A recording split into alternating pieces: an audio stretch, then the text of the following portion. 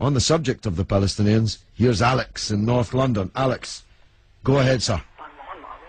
Hi George, I'm calling from North London. I've been listening to you for 3 months now. Okay. Never had the chance to speak to you. Okay. But I was just calling on. I was listening to you a couple of nights ago, and you were talking to these people, and they were saying that Israel, the Jews, did not have the right to gain Israel from the Palestinians. And I was just saying, throughout history, the Jews have been persecuted, obviously from the Holocaust, and we were granted Israel as a result of this. And I feel that granted by whom? We were granted from Britain and other countries. Granted us that. Well, what right did Britain have to grant you somebody else's country? Well, it's due because we lost 6 million people. No. I'm not arguing about that. I'm going to come on to that. But what right did Britain have to grant you somebody else's country? We had the right because we lost 6 million people and we did not have 100. Well, yeah, I'm going to ask you for a third time. What right did Britain have to grant you somebody else's country? Well, they didn't. Well, they were giving us the right because it was they were basically gave us because of the. But they gave you somebody else's country. That's the point I'm making, Alex. Can you deal with it? Yeah, but the Jews have also had to.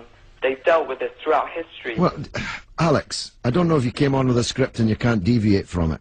Can you please answer that point? And we'll come to the Holocaust and who was responsible for it and who should have paid and what they should have paid for it.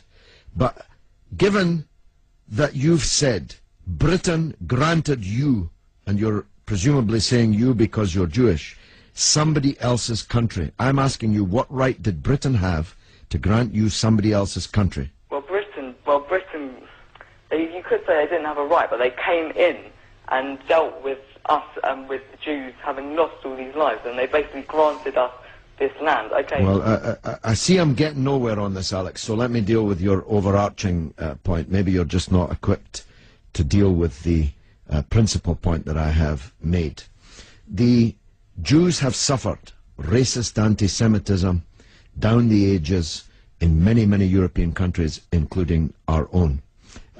They were subject to regular discrimination at best, and pogrom and murder at most. That's undoubtedly true. The one place in the entire world that Jews were neither discriminated against nor subject to pogrom was the Muslim world. In fact, so much was that the case that when Christianity came back to power in Spain, in Andalusia, in the western extent of the Islamic Empire, when the Muslims left, the Jews left with them because they feared the Christian anti-Semitism which would be unleashed in the wake of the departure of the Islamic civilization in the West. That's why so many Jews are to be found even today, and were to be found in profusion before the creation of the State of Israel, in countries like Morocco and along the North African coast, because under the protection of the Muslims, the Jews left Europe and went to live in North Africa.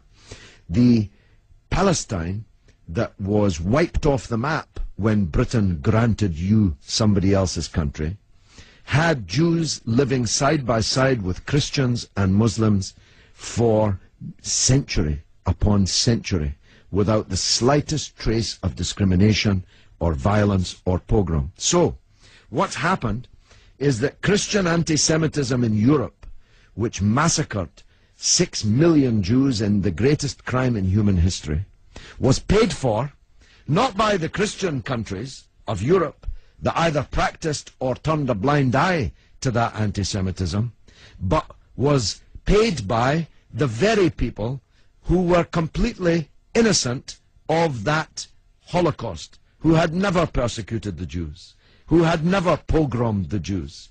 And that seems to me to add insult to the injury suffered by a people whose country was wiped off the map, who were dispersed into exile, to make way for a Zionist idea which was granted to European Jews, because these were the first settlers, granted to European Jews by Britain.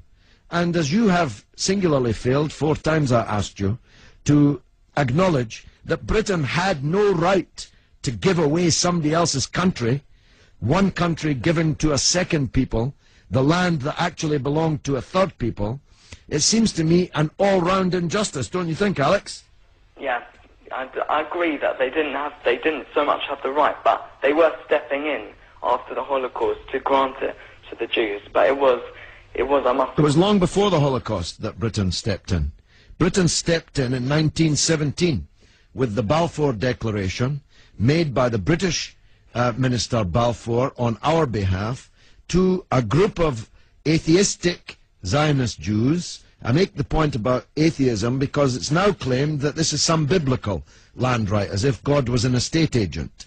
The men to whom Israel was promised were atheistic Jews. They were not only not speaking for all Jews, they represented at that time in 1917 a tiny proportion of the world's Jews. Most of the world's Jews supported communist or socialist parties and ideas at that time. The Zionists represented a tiny sliver of Jewish opinion at that time. Yet Balfour promised them the land which belonged to a third people, without consulting either the British or the world's Jews, and least of all, consulting the Palestinians.